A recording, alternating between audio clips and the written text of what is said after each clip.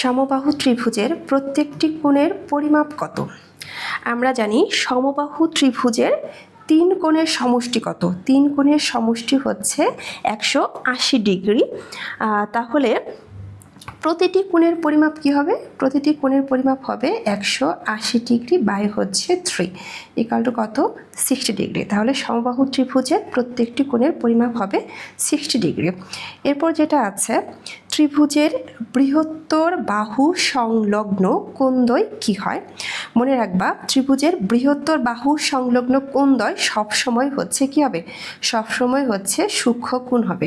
যদি এটা হচ্ছে আমাদের একটা ত্রিভুজ হয় ABC, তাহলে এই যে বৃহত্তর বাহু সংলগ্ন যে কোণদ্বয় সেটা অবশ্যই কি হবে?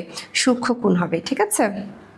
এরপর দেখো কি আছে, একটি সমকোণী ত্রিভুজের সমকোণ ছাড়া অন্য কোণ দুইটি কি হবে? তাহলে দেখো, এটা যদি হচ্ছে আমাদের একটা সমকোণী ত্রিভুজ হয়, এই যে ABC, তাহলে এই সমকোণী ত্রিভুজের এই কোণটা কি? এটা অবশ্যই হচ্ছে সমকোণ, তার মানে হচ্ছে কি 90 ডিগ্রি।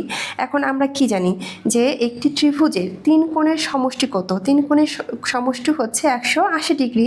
তাহলে সমকোণের একটা মান তো আমরা জানি, সেটা হচ্ছে 90 ডিগ্রি।